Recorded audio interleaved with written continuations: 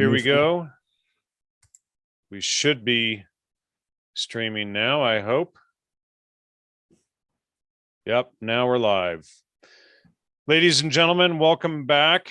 It's LogosMedia's UnSpun, episode number 213. Season, what is this? Season 14, episode 9.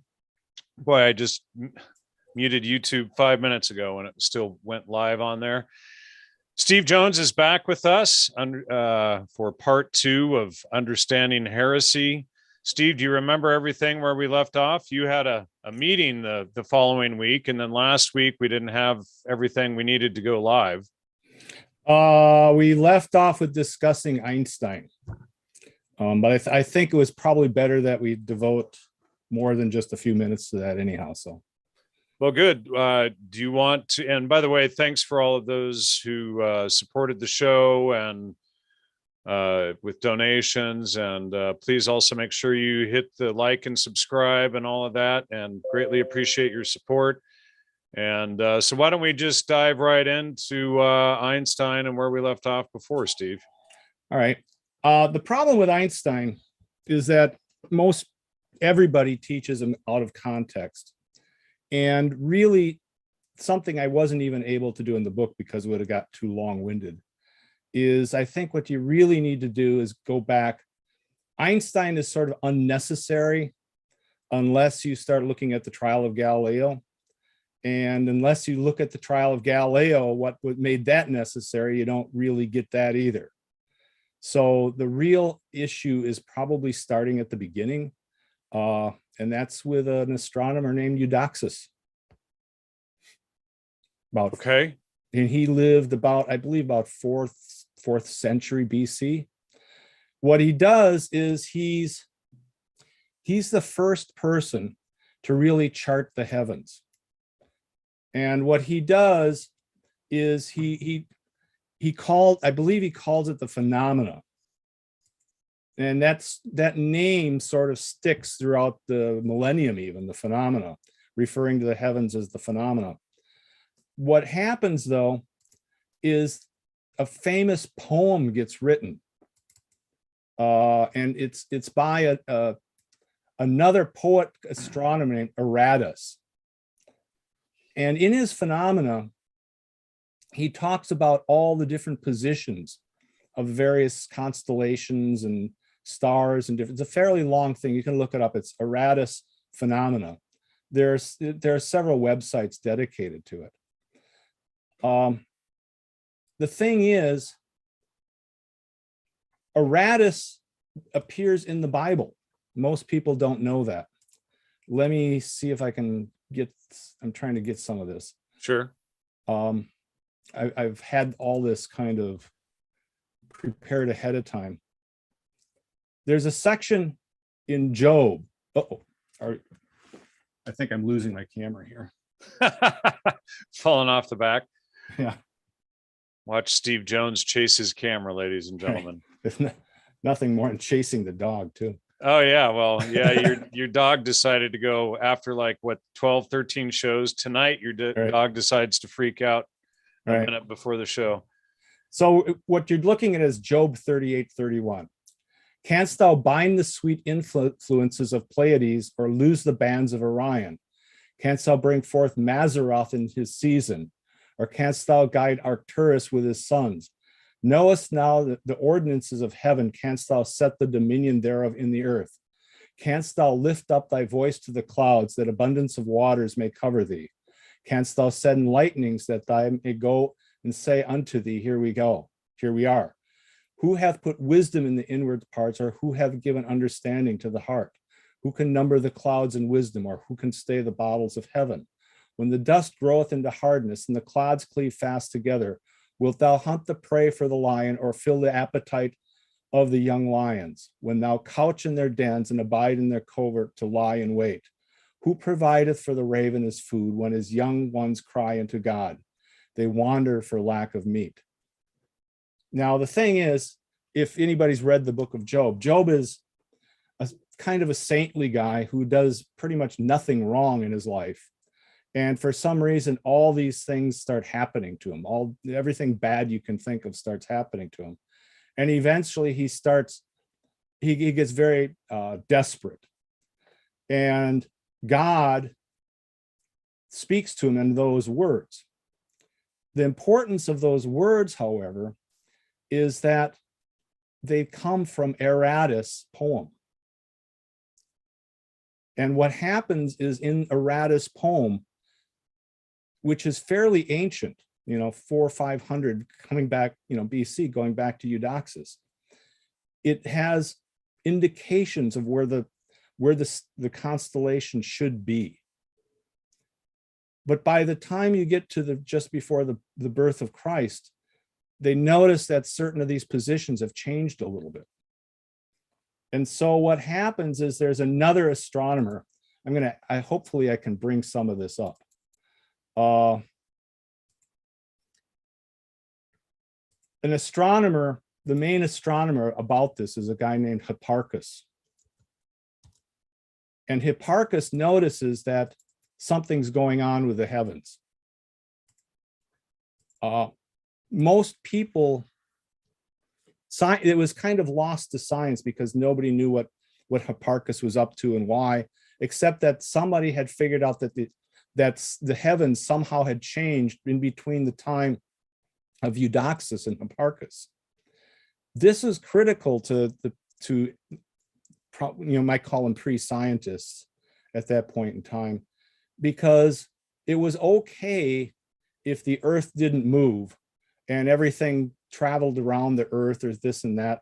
And so to some extent, the idea of it's a misrepresentation today that people thought the earth was flat, because even in the Bible, it says it's a globe, but it's fairly obvious and thinkable if the earth is revolving and the celestial bodies are sort of traveling around the earth, or even opposite, if the celestial bodies are moving around the earth. But if there's a star or there's constellations that subtly change their position, this was a big deal, because it meant to them that some force was shaking the heavens. So what you're really looking for when you're looking at the Psalms and things like that, I just pulled it up. There are several references in the Psalms. And every time I do this, I lose it for some reason. Search here. The main one that gets quoted at the trial of Galileo, I believe, is Psalm 93. And just to interject there before you go into Psalm 93, most of what people think about the court case is wrong, and Galileo is actually in error. Right. But the thing is, we'll break this down a little bit. The trial of Galileo actually has to do with about three things. And those three things are usually misrepresented. So the main one is, let me quote Psalm 93, "The Lord reigneth, he is clothed with majesty, the Lord is clothed with strength, wherewith he hath girded himself. The world also is established, that it cannot be moved." So what happens in the trial, one of the aspects of the trial of Galileo, is not so much whether the earth is in the center of the solar system or not. The main one was that they felt the earth was being moved. And so this goes straight back to Hipparchus. Now, we didn't know, researchers didn't know what the real issue was, because Hipparchus' star chart had been, lost to history. Nobody knew where it was. And so for a long time, people didn't know what the deal was with Hipparchus. So I'm going to try we kind of worked on this ahead of time. And I hope I can pull some of this stuff up. But think of this, who's shaking the earth? Now, what this comes down to, a lot of people have seen pictures or a statue of Atlas holding the globe. Sure. He's not holding the globe, okay? So what's been found since then, and let me see if this comes up. No, that ain't it.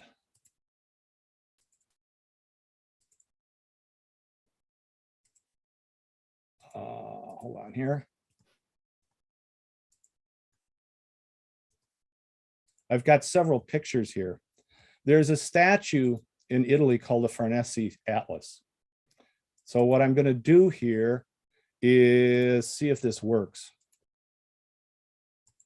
Share screen. Share screen. Do you see that? Yep. Okay, that's a picture of the top. It's the statue's on its side, the picture's on its side, but it's specifically doing that so you can see what's on that, what's on the atlas. Right. Looks like Okay. a ship.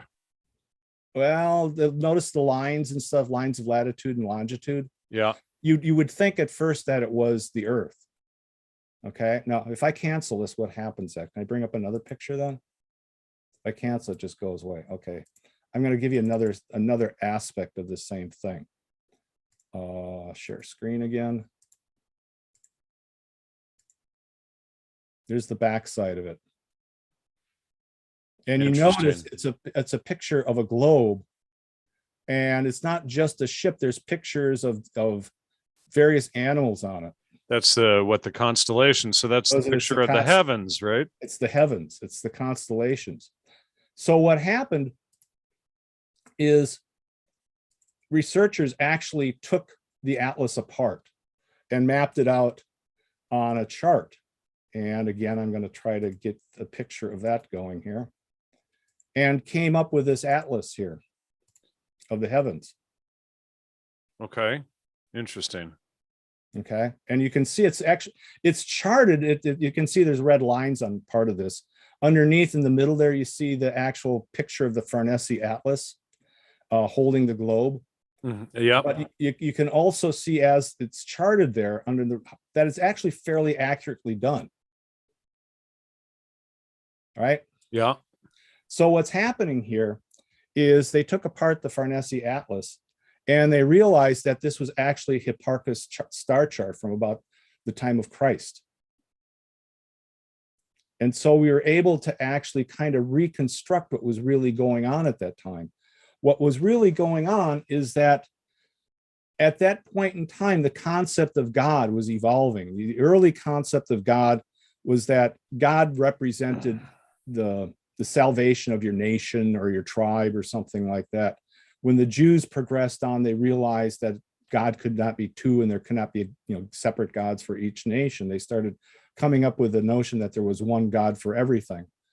But you put this in parallel with the idea that something is shaking the heavens. All of a sudden, the concept of God expands from something of locality into something universal. God is no longer the thing that just shakes your tribe, but now it's got it. You have to have a concept. You remember when we were talking about logos, we were talking about Catholic. This is actually where the term Catholic came from. Right. Is the idea of one truth. It was actually an astronomical term in response to all this. Universal. Yeah. So now what's happening is God is not just this local thing that grants you wishes or something like that. Or that you sacrifice your finest to. Or you sacrifice your finest to get blessings or something like that. All of a sudden, God has some deeper ramification, that God is something that has the capacity, or some principle of some sort has the capacity to change the route of the stars in the heavens. So this is the context which you have to now understand what this progressing concept of God is doing about the time of Christ. So if you look into logos, one of the things in the old Jewish scriptures and particularly the Targums, is that they're trying to talk about God as being something that's being made manifest.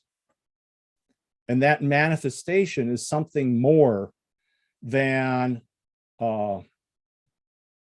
just the fire in a bush fire or something. What they're doing is they're literally looking for God somehow to be made real. And so the Jews are actually re-examining all these different things of I am that I am, as being I am the one whose essence is to exist. Something far more profound than just something that grants you wishes, or some guy in the sky, as some people would say. Right. That's usually one of the most common arguments that people make against Christianity. Oh, you believe in some guy floating in space, when it's Right. not. It's not that at all. It's about logos or truth or reality or reason, logic, etc. So this is the context by which they're addressing this more broad concept of God. Is not something just locality, but something truly Catholic in the astronomical sense, that is something that's spreading out throughout the heavens as far as man can see or reason or think or anything, because something has to explain why these celestial bodies are not in the same place as they were 400 or 500 years prior. Right. Which is something profound, really. Well, and it has to do with the pole axis and the great year and stuff like that as well, I think, right? Yeah, it has to do ultimately with the fact that the Earth, if you take an astronomy class, you'll find out that astronomers really don't consider the Earth a planet, so to speak. What they consider it as a system, it's called the Earth-Moon system, because the moon is actually quite large compared to the volume and mass of the Earth. So when the moon rotates around the Earth, it actually causes it to wobble. Right. And that wobble takes, I think it's about 11,000 years for it to complete a wobble. And that's really— Is it 11,000 or 24,000? I forget. I believe it was 11,000. It could. Now you got me. I got to go back and read my first book that I haven't even opened in 10 years. Yeah. Well, I mean, it's a tremendously long period of time. Right. Yeah. But it's not so long. I think you're actually right now that I think about it. It's not such a tremendously long period of time that you don't, what we see even as climate is never a stable thing. It's something that's always, the poles are constantly wobbling and shifting. Things like that are happening within the heavens. And so when Galileo attacks this idea of, but it moves, what is he really saying? And what is the church really protecting at that point? Do they really care whether the Earth moves? Do they really care whether the major concern, if you read the other Psalms about movement within the heavens, you'll see there's something much more profound, and it really goes back to Heraclitus' idea of what is change. Who does the change? Because the basic concept that they're trying to protect here is what Heraclitus discovered, is that which is changeable is not divine, and that which is changeable has to be changed by something that is divine. So you're really going back to Aristotle's concept of the first mover. Right. And that's really, that's the broader context of what's really at stake here. It's not so much whether the Earth moves or not. What's at stake here is what's the capacity of God, and where do you find the first mover? Where do you find the one who changes everything is not subject to change himself or itself? Does that make sense? Yeah. Okay. So so you got one component of the trial of Galileo. The other component of the trial of Galileo is the component that actually has to do with what was Galileo really doing, as far as, was he just arguing about change, or was it what, again, but it's the same subject, but from another direction. The subject is the idea that the Earth moves or not, is it really something that reprehensible to the church or not? And what the other book that I have here that's very important, it's Pierre Duhem was another person who wrote a book on the phenomena, again, referring back to the same thing, because what Pierre Duhem, the French physicist, goes back and he looks at all the different references to the trial of Galileo to figure out what was really so reprehensible about, what happened and what was Galileo really up to. And what he came to the conclusion was there was two different ways of looking and proposing a speculation, let's call it that. One form of speculation would be if you propose it as a theory, and the other one is whether you propose it as a hypothesis. So the way the church and academia looked at it at the time is that a hypothesis was something you could propose anytime you wanted. Anybody could say, I hypothesize this, I hypothesize that. But a theory was something of a higher order. And because it begins with the word theo. So to propose a theory was essentially you were proposing a theology, and you were saying that you knew the mind of God.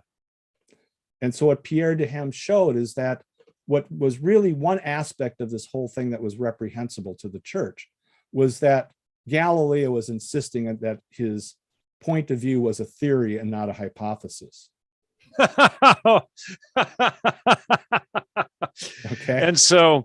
And so everybody's made a big hoopla and taken this out of context for hundreds of years, not even grasping what the argument was about. If you really want to look at here's the book that you want to look up. Okay. And then what was the other book? Was it Galileo was wrong or something like that? Yeah, that would be the next one. We'll go into that. I'd have to pull that one. It's called Galileo Heretic. Go ahead. Oh,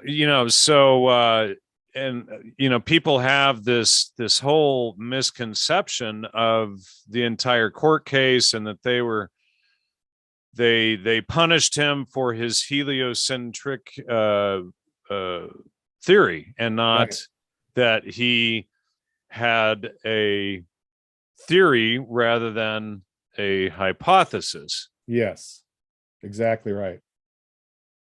So, this is just like, when you get into the church texts from the Vatican and you discover, well, the church didn't persecute witches. They actually stopped the persecution of witches along the Western German border. Yeah.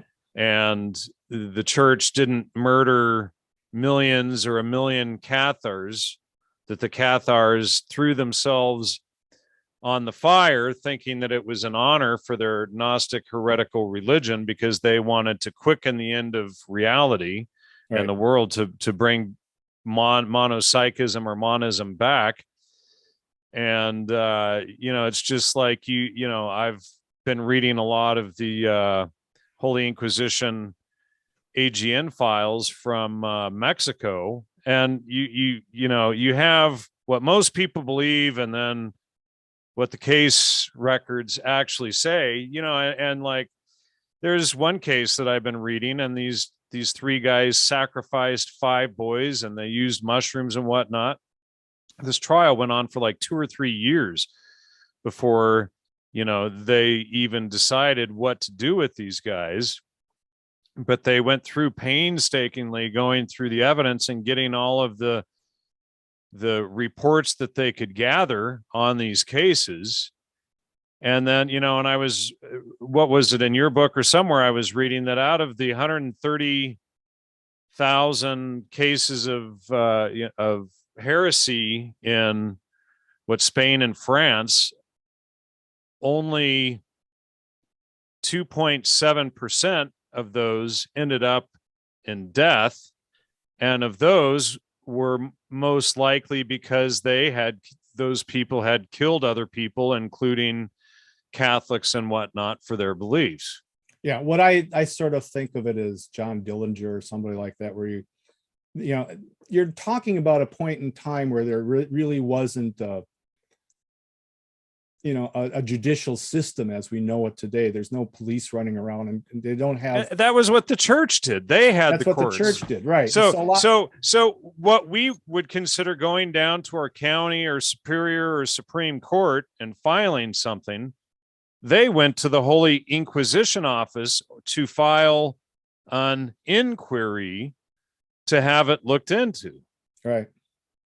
Is that correct? Yeah. Well, and it gets a little deeper than that, even, because one of the suspicions at the time, I mean, take the most, say, corrupt period of time. You've got the Crusades going on, and say your child is missing for some reason, and now you've got to go to the church, and if anything, it goes the other way, because a lot of the crime was done by elites and who are funding the church. So the fact of the matter is the church has a struggle at this time. Do we go after an elite who maybe did something wrong? And how do we get enough people in as witnesses to prove that somebody who's feeding the church money and things like that? And so what happens, it's not unlike today, where the church's attitude to most of this stuff was actually far more lenient than is represented in history. Right. And that's a pretty much general type thing. The Inquisition, if you talk to, go on the internet and look, most people think there's millions and millions and millions of people that were killed by the Inquisition. Right. And there's more like a few thousand or so. Yeah. And the main crux of those that were punished by the Inquisition were, you remember at the beginning of the United States, you've got the Isabel, the King and Queen of Spain are shipping ships around to explore, but they had just taken Spain over from the Muslims. Right.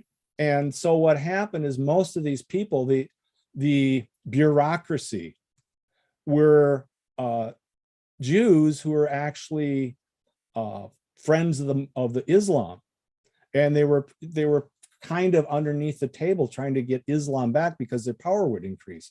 So 10 decade or so into it, the monarchy realizes that a lot of their plans of saving Spain are being thwarted by people within. So how do you find out who the people are? The representation is that they went after the Jews. That's not exactly true. They went after the Jews who were Muslim cohorts. And the only way they could do that was really question them and find out who was, destroying the system. And then you get into the Islamic texts, and there's a big hoopla over the church forcing Muslims to become Catholic. And yet when you read Islamic texts, if you didn't convert to Islam, you were either killed or you were a slave. Right. And so, they are, if you've never read Islamic texts, which Lloyd DeYoung and I exposed so much on this show a couple of years ago, you wouldn't grasp that the Muslims were required to enslave you or force you to convert or kill you. You paid the jizya tax, which means the capitation tax, and if you didn't pay that, you got decapitated. Yeah, and a lot of that still goes on to this day. And that sure it does. When I was working at the seminary, there was one class that I was helping conduct, and there was a priest who was actually working on establishing one of the first churches to be built in centuries under Islam. And he said one of the big problems is that now you're reading the Gospels in Arabic. And there's one particular point in one of the epistles that basically is the it's hard to explain to people, because Christianity is a faith-based religion. It really has to do with what you believe. A lot of Islam is if you utter these words or not. Well, it doesn't matter what you believe. If you utter the words, you're a Muslim. And so they would have lookouts within the church to see if anybody would read those words. And they had quite a problem, because they couldn't read the lessons for that day, simply because if the wrong person read the lessons, they would immediately, he was a Muslim. That was it. Didn't matter what he believed, didn't matter if he was a Christian or not. All of a sudden he read the words, now he's Muslim. So were those cases true, or was that, or were they unaware, or what was the case of that? And here's the thing, in Islamic texts, they are allowed to lie to non-believers to forward their jihad. Right. But that's the climate. It's hard to go back in history and look at these things. What you have to do is you have to actually paint the picture of what was going on in that day. You can't judge these things that we often do today by what the climate is today. You have to go back and look at the climate that as was then. You can't look at it all from a snowflake perspective. Yeah. So the main people that were arrested by the Inquisition were basically people acting duplicitously, right, to undermine the state. and to undermine the Christian monarchy that had just Right. taken Spain. Well, and it's like, you know, reviewing these Mexican texts as I near completion, and you've read my paper, as I near completion on it, on the Flesh of the Gods, Teonanacatl, and the Aztec mushroom death cult. You know, they are trying to promote Christianity in a society that was based on human sacrifice and cannibalism. And, you know, so people think that they were just going around and killing anybody or killing them because they ate mushrooms or whatever. And that's not the case. In almost all of these old files that I've looked into, there's maybe one or two that don't go into it, but nearly all of them, 80-90%, are about human sacrifice and cannibalism, if not human sacrifice, animal sacrifice. And they're trying to say, look, you know, Jesus is the last sacrifice. You don't need to sacrifice your brothers. You don't need to sacrifice slaves you've captured from the other tribes. You don't need to sacrifice people. We already had the last sacrifice. So, you know, you just drink the wine and eat the bread in remembrance of Christ and don't commit these sacrifices anymore. And a lot of the tribes openly accepted Christianity. A lot of the people did because they were sick of the wars, the slavery, and, you know, the especially the Mexica, the Aztecs, taking so many war captives and sacrificing them on the sunstone. So when, you know, and then the Spanish had buried these massive skull temples that were built from the skulls of the Aztec victims. And for 400 and some odd years, people said that the Spanish made all of this stuff up, that it was just missionary slander and whatnot, until about 5 years ago in Mexico City, they were digging under a building in Mexico City, and they found one of these temples that contained the skulls of what they estimate were 130,000 human skulls that were people that were sacrificed. So this is the type of heresy that they were trying to rout out and end and get people away from that. You know, otherwise we'd still be living in a satanic murder, human sacrifice, cannibalism cult. They typically look at the Inquisition, they see what people are arrested for, and they assume that because it seems like they're being arrested for petty charges, that was the state at that time. But there's been some pretty good research on the Inquisition, and the conclusion is most of the bookstores that you would go to that where you'd buy things, it was pretty open. Like I said, it was more of a John Dillinger thing. You didn't go around and arrest everybody who maybe cheated on their taxes a little bit, but you did go after a murderer who maybe was escaping all other kinds of punishment. And you thought, well, the one thing we can get him on is tax evasion. And that was kind of the air from the research I've been doing, and there's some pretty good books on it, that by and large, the Inquisition was much more, and there's records of these. There's actually, there's quite a lot of transcriptions that you can still buy today, that the Inquisition was not as the way it's being painted today, where you take people like Galileo and represent them as if they're somehow a martyr for the truth. If anything, Galileo was pushing the truth the other direction. Yeah. I don't also understand is under Galileo's theology or theory, he's also pushing the ancient idea that the planets are motivated by demons and that kind of stuff. The real idea of the solar centric theory does not come from Galileo. It's actually fairly ancient. But the guy who really does the first research on it that's accepted is Copernicus. And Copernicus is a Catholic priest and was hired by the papacy, again, for the same reason that the heavens are going out of balance. Things aren't where they should be from year to year to year. There's what we astronomers call a natural precession of the planets and the stars. Okay. Yep. Got it. Go on to the third thing. The third thing in the trial of Galileo was the actual trial manuscripts have been released and found. Their article, I think, called G3 of the trial of Galileo.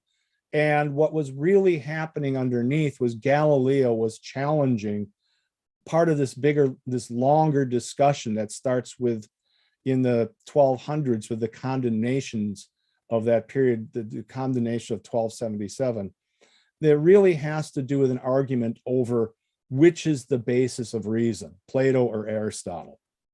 And under Galileo's assessment of all this, that the physics of Aristotle are corrupt and that we should return to Plato.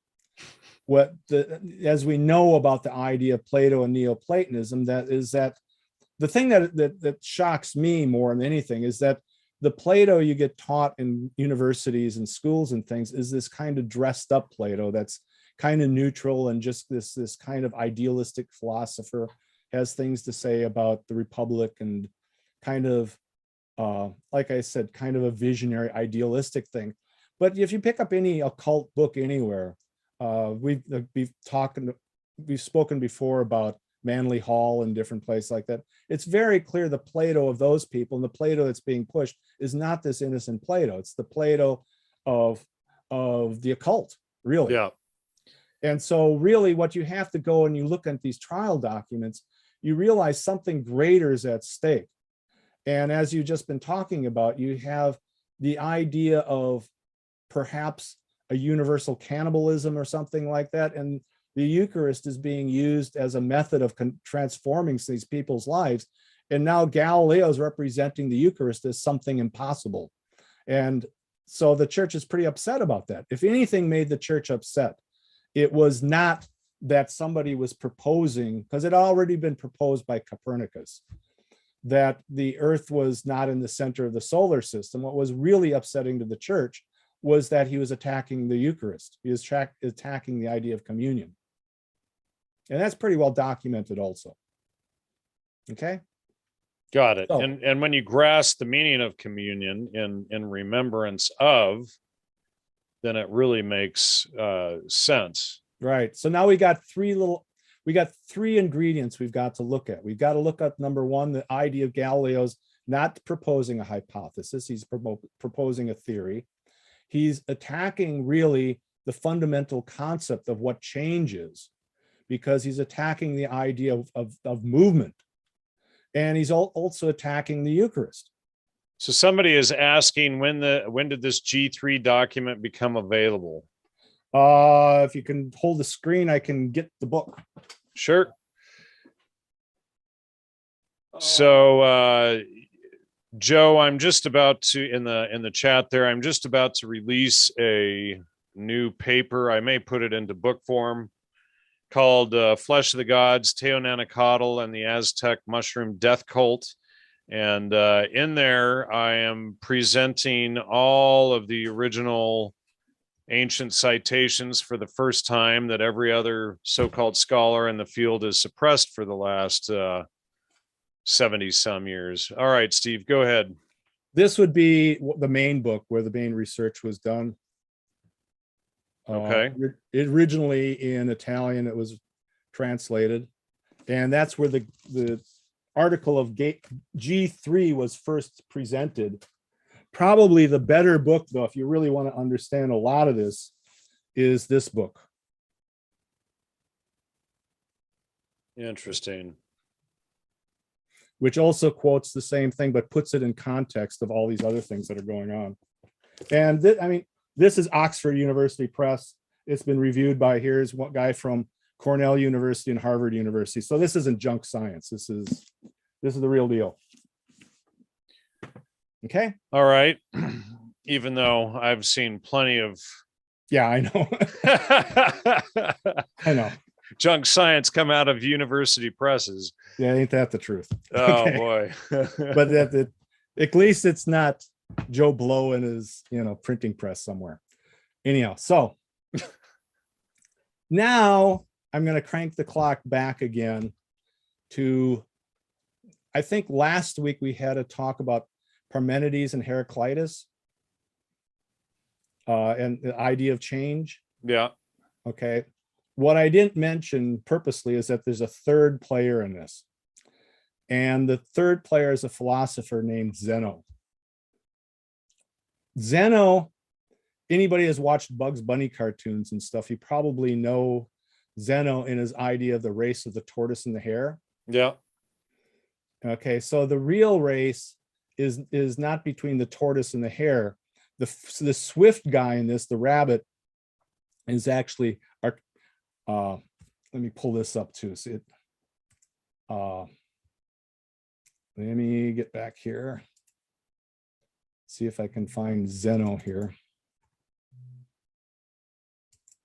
So what it's basically called is Zeno's stadium paradox.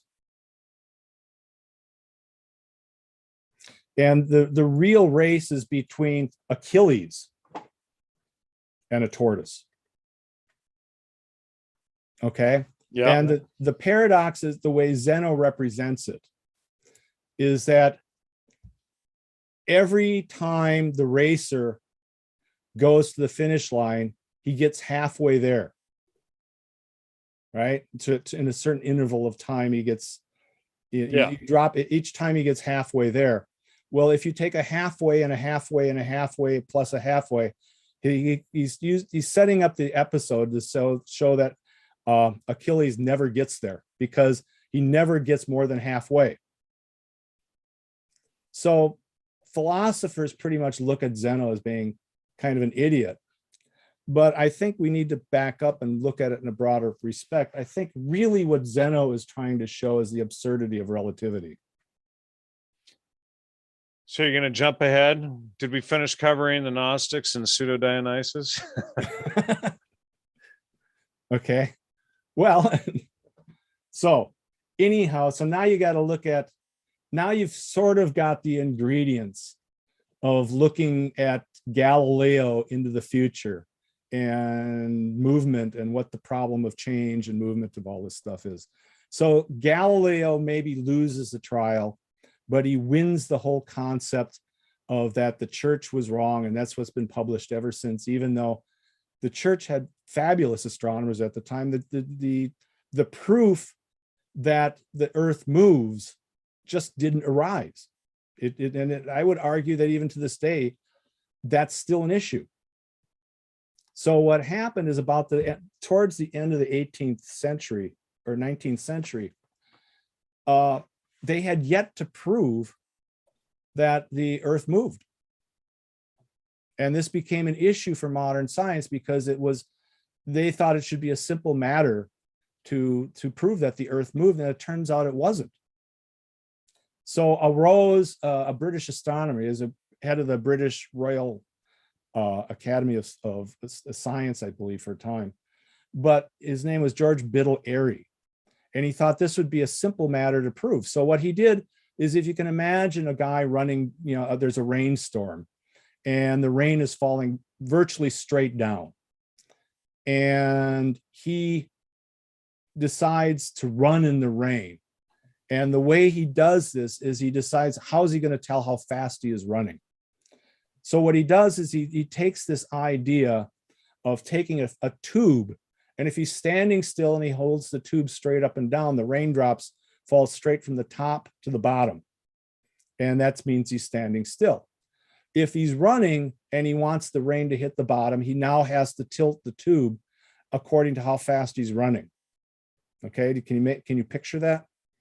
So the idea was that George Biddle Airy thought that the way of determining that the earth moved would to build a big, you can look this up, there's picture, I could probably find it on my computer if you're curious, to build a huge telescope-like tube. And what his idea was that the light you would consider as the raindrops. And if you projected the light straight down through the tube so that they would go through the top and hit the bottom, to the angle that you would have to tilt the tube would be the way of detecting which way the earth was moving and how fast it was moving. So you imagine the guy running out through the rain, and he's standing still, and the rain goes from top to bottom when he holds the tube straight up and down.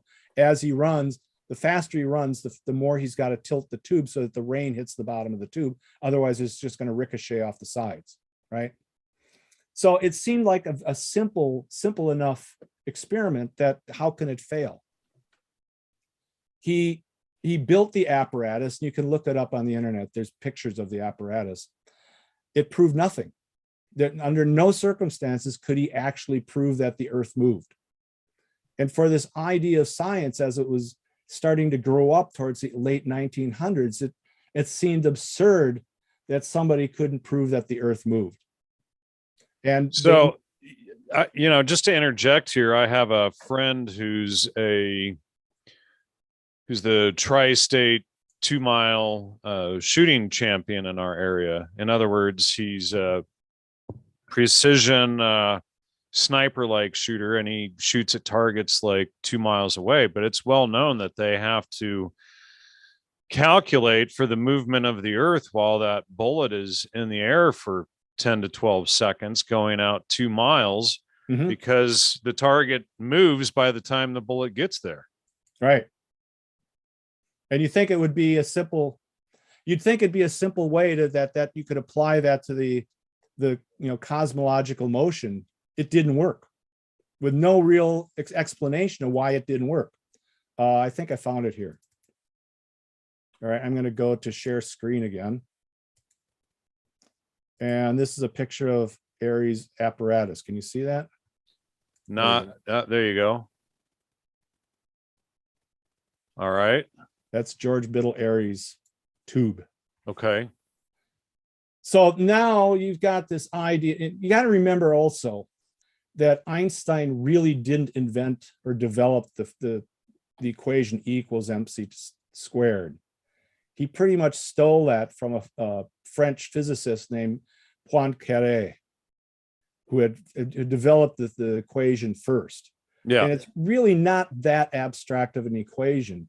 The equation basically is energy equals mass times velocity square, or actually acceleration. Acceleration can be expressed as just velocity squared. All you're doing is taking velocity and moving it to the speed of light, which is c. Mass stays the same, and energy pretty much. Force goes from force to energy. So really, it's a simple equation. Mass equals acceleration of light equals energy. Okay, so it's not this esoteric thing that everybody thinks it is. Not being able for George Biddle Airy to figure that, I think one of the things you have to understand about Einstein is that really cosmologists about this point of time believed that there was a thing called the ether, which went kind of around and through everything and would be somewhat of a stable matrix by which you could measure the motion of things. And that's really what they were trying to detect, was this thing called the ether. Yep. What happened after Biddle Airy's experiment failed is now you get the two guys named Michelson and Morley, who start having plates, and they start shooting light around, with refractive mirrors and things like that, and trying to see if they can detect motion that way. What happens is the first experiment achieved a null result, and then they moved that on, and they moved that on, and they moved it on, and eventually they started making this thing bigger and bigger and bigger and bigger. They never got anything more than a wishy-washy result. It never proved it did, it never proved it didn't. Interesting. Yeah, and you can look that up. So what happens is, about the time Einstein is working, he really is working at a patent office. And ripping people off while he's ripping there. people, yeah, that's the other side of the story. But what he's trying to do is he's trying to come up with a theory of how would you detect motion? And he realizes that reaches the point where he starts thinking, well, maybe this is impossible. And so what he does is, really, his theory ultimately is the idea of proving that there is no such thing as the ether. And so he comes up with he has to come up with relativity. Right. Right. which is basically based on more Neoplatonism. Yeah. The problem is that relativity is not a hard concept of all. And I think you just said it. When you talk about shooting a rifle at a long ways away, you do have to count for the rotation of the earth. And so what you're doing is you're saying, well, if I want this line of sight, considering the speed of what is happening, I'm going to have to shoot it ahead for, I'm going to have to allow for that movement for it to reach, right? The issue is if Einstein says the fastest thing that exists is light, what happens to the thing if this thing is moving the speed of light itself? And so the consequence is that they never get the message. If the target is moving faster than what the bullet is traveling, the bullet never reaches the target, right? Yeah. Okay, so none of that is that obscure or esoteric or anything. Is that Einstein takes it to the next phase, and the next phase is that somehow has something to do, once you multiply these speeds to the speed of light, that this has some impact on reality itself. So the question is, what's really going on here? Do we have a right to say that? And what I tried to show in my book is that a lot Which one? That would be Authenticating Christianity, has a section on Einstein. Yep. And there, someone attacked your book because you dared quote Einstein on the first page or something like that. And I was like, yeah, but if you actually read the book, he's exposing Einstein. Right. That's kind of one of my ways. But so what happens is you're looking at things. You've got a kind of a trajectory of a theory, and the trajectory, I think, begins with Saint Anselm. Saint Anselm is proposing the idea that if I think of God, therefore God exists, which everybody gets sort of wrong. What he's really saying is not so much that just because I can think of God, but the property God, or the greatest thing that you can think of, has a different set of criteria than just thinking of does this basketball exist or something. The fact that you can contemplate something that's the most profound at all means that if that didn't exist on some level, you wouldn't be able to contemplate it. Interesting. Okay. And right, like the idea of a tree, or you have Plato's idea of the tree that's out there in the ether, and you couldn't conceptualize it, or a table or whatever, if it didn't exist. Right. And it's like, as soon as an inventor conceptualizes something, he can set about building it. Right. And that doesn't mean because I can think of a basketball that a basketball is just going to appear out of nowhere. It means it's an idea of conceptualization. Yeah, right. Okay. And that gets mistranslated, because I think what happens is now you've got a property that goes all the way up and down the ladder, where it starts out as Anselm's what they call the ontological proof of God. But it also gets into kind of a plus and negative interpretations. One I would say is somewhat negative, even though most people mistranslate it, is Occam's razor. Yep. Occam's razor really has to do with faith and reason. It doesn't have to do with simpler is better. Which is often, when people interpret it as the shortest answer is often the truth, that's a fallacy, because, sometimes it takes a lot of work and going through a lot of material and contradictions to discover what the truth is. Yeah, and you can't, it also, a corollary to the whole thing is that you can't reduce something beneath what's necessity. Necessity dictates how far you can make simpler is better. But the real thing is that Occam's razor was developed. Occam was a student of a guy named Gabriel Biel. And Gabriel Biel was the one that was the student of Occam. And Gabriel Biel was the teacher of Martin Luther. Interesting. So when Occam is talking about simpler is better, and you can look at the guy who's considered the top Lutheran expert on Luther is a guy named Heiko Obermann. You can look this up. What he was really talking about is that the normal formulations under Aristotle is what we would know in logos, is that you have the idea of intellect and faith and reason.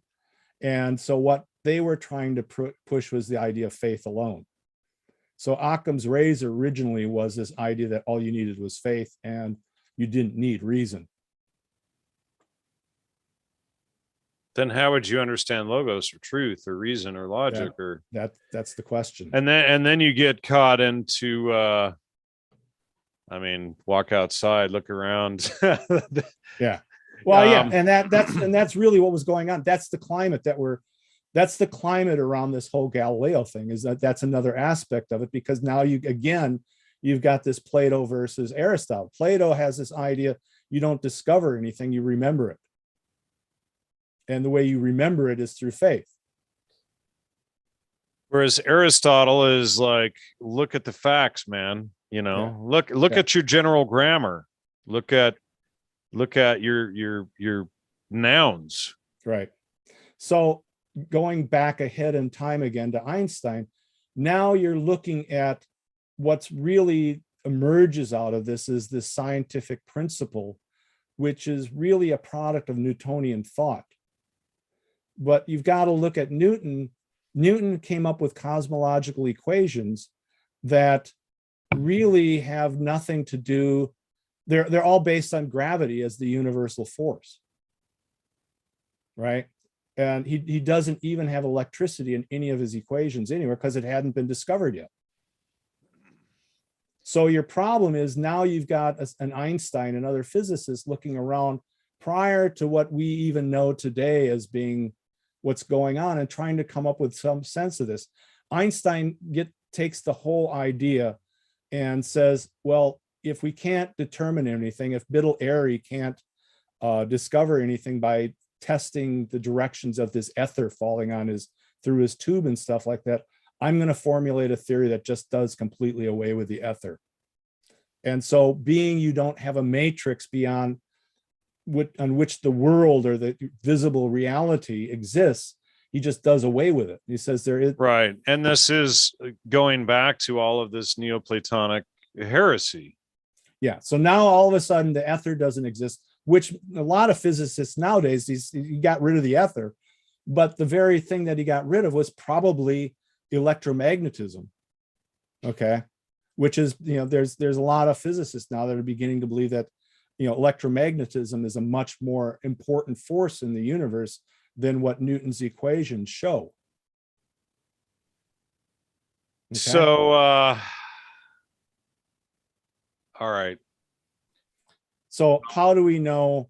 So the big test that shows up is, I believe it's in 1928, where they have a star that's being eclipsed by the sun, and they're going to check it to see if they can see it before it's supposed to appear. And if they see it before it appears, then they can say that the light beams were warped by the gravitational field of the sun, thus proving Einstein's theory. And because they've gotten rid of the idea of the ether, they can't allow for any plasma as being a motive force. Okay. So they just do away with it all. They do away with it. And so then you end up with this, like John Bjerknes exposes, Wasson, there's another one, Einstein, the plagiarist. Okay. So now you, and this, if you want to look this up, there's another YouTube video on a NASA physicist. His name is Edward Dowdy, I believe you pronounce it. It's spelled Dowdye, I believe. But he goes and shows that he pretty much proves that what warped the direction of the star motion in the 1928 was really the plasma field that surrounds the sun. And this has a major ramification on physics in general, because they're using the same theory as to explanation of the redshifts in, I don't know if you want to go into redshifts, but this is a complicated subject. But yeah, we should probably just keep it, toward heresy, but you can hit on it in a second.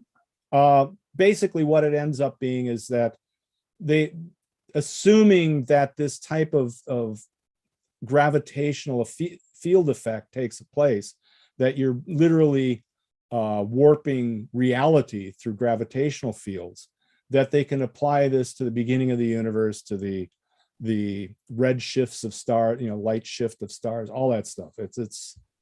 It all stems from that same thing. So going back to Einstein, if everything is relative, there is no good and evil. It's all moral relativism. And who did Einstein work with at Princeton? Julian Huxley. Got to drop a Huxley name every show. There you go.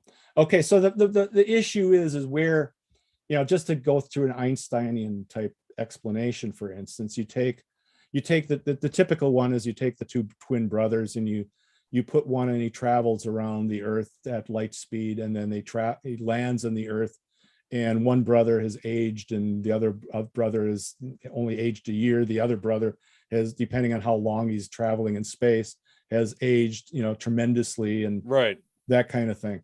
And so what you do is you end up with equations that basically try to explain the absurd. Okay. So anyhow, the book, I remember seeing commercials about this when I was a kid on TV, maybe in the 80s, talking about, if a man, went into space, he'd come back, as an infant, he'd come back 10 minutes later as an old man or something like that. Yeah. And so what happens is, by the time you get to the 1960s, I think this is not coincidental. This is the time you're disputing they're introducing the Dead Sea Scrolls. They're introducing a lot of other things. But there's a philosopher named Karl Popper. Yeah. And Karl Popper looks at the state of modern science and realizes,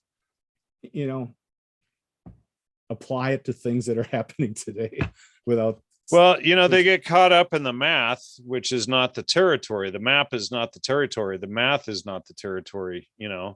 And they think it's God's language, but they forget logic and logos, and they forget the trivium altogether, the prerequisite before you get to arithmetic, geometry, music, and astronomy. Yeah.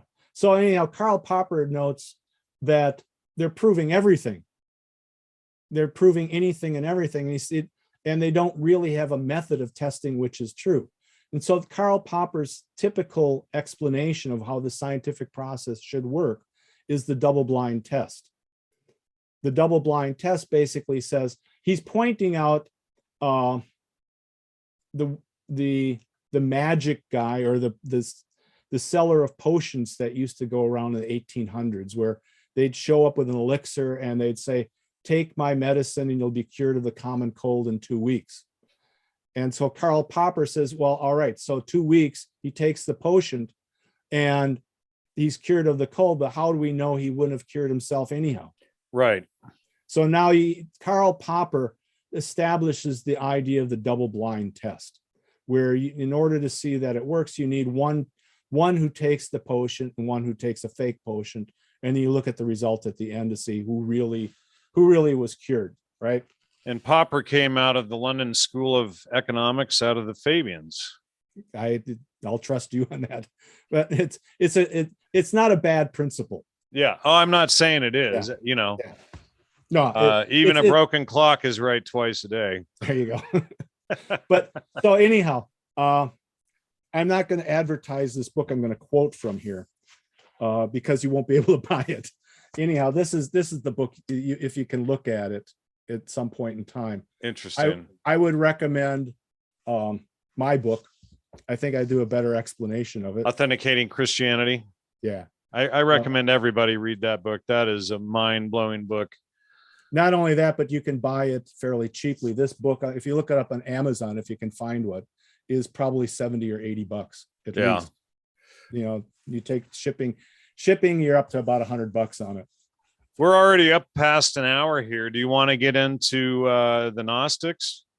Well, I'll end on the most Gnostic thing that there is. Or do you want to do another show on all this? We still have more topics that we haven't. Sure, I can go on. Let me finish off with this is Christoph von Mettenheim, and his critique of the theory of relativity.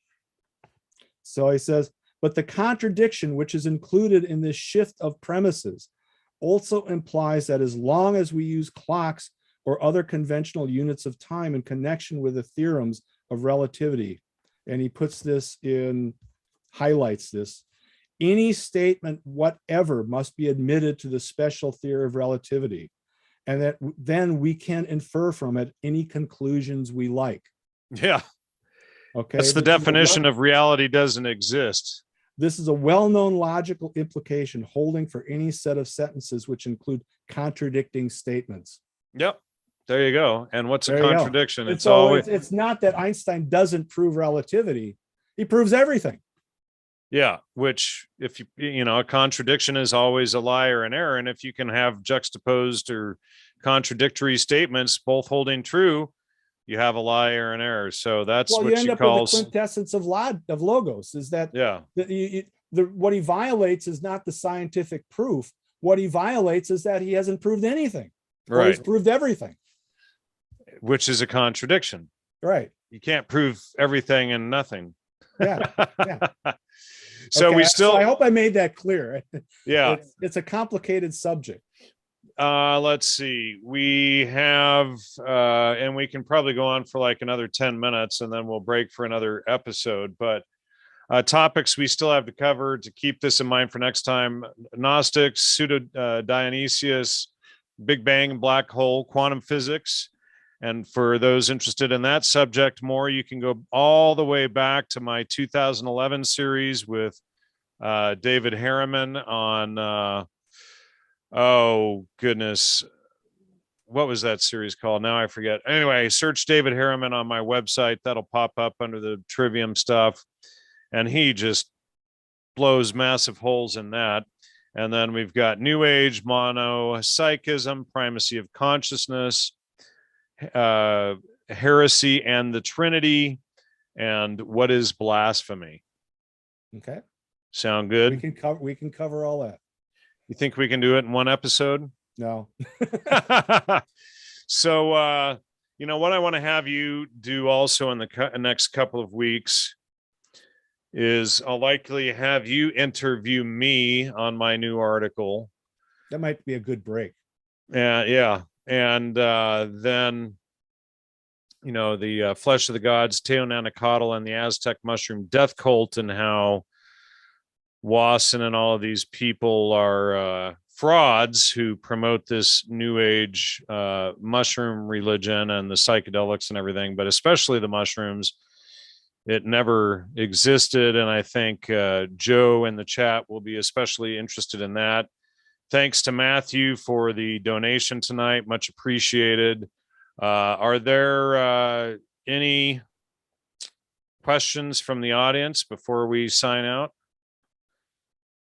You just post them in the chat there, and then and I'm only looking at the YouTube chat, by the way, folks. If you're posting elsewhere, I don't see it usually.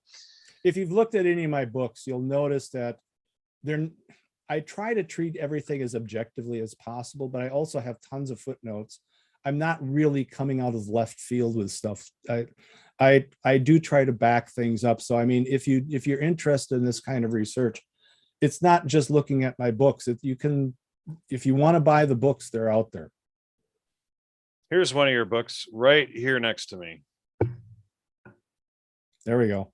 Incompatible Truths. That's actually something that's been kind of missed a bit, because I think what you're researching and what we're trying to research together, a lot of this, I think we've talked about it once before, but I think one of the aspects of Christianity that's very controversial is the whole idea of Esther and what was leading up to the book of Esther. You and I covered that a little bit on the show, maybe a little over a year ago, but we tiptoed around it a bit. We tiptoed around. You and I have obviously talked about it in quite a lot of depth, though. But especially in your research in how Christianity was corrupted and presented falsely and stuff, I don't think you can get around that problem without addressing the Esther thing, because now you're looking into Sir George Fraser, James George Fraser. You're looking at don't forget the blood libel. Yeah, you're looking at the universal cult of the sacrifice and things like that. That's Oh yeah. Well, and it's all hidden there, and Christianity ended it all. And I guess people are so upset at Christianity for attacking the pagan cultures. Basically, what they did was they ended human sacrifice cults and cannibalism that people seem to want to bring back. Max asks, is anybody here familiar with Neville Goddard and Joseph Murphy's teachings? not me. Not me. And let's see, to Boru, don't do it at all. And to Sage Cohen's, why would anybody ask that question here? Because my work overlaps in so many different fields and whatnot, because I've done 14 years of shows and I'm an expert on MK Ultra, and I've been exposing the counterculture for a long, long time. I should maybe say, if you're interested in the book, that sorry. Saramer says, so the Germans were right in rejecting Einstein. I would agree with that. Would you? Yeah. I mean, what did he get his prize? I believe Nobel Prize for. I don't remember. Refrigeration. Well, he was considered an idiot as a kid, and that was probably fairly true throughout most of his life. But I mean, well, you can't, let's just write a theory. Let's just plagiarize a theory from the Copyright Office that there is no theory.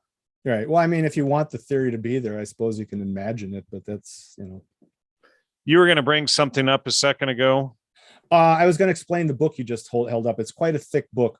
It's basically, it's not necessarily easy reading for most people, but the whole idea of it is to document entirely the whole problem of the Book of Esther and its impact on society today.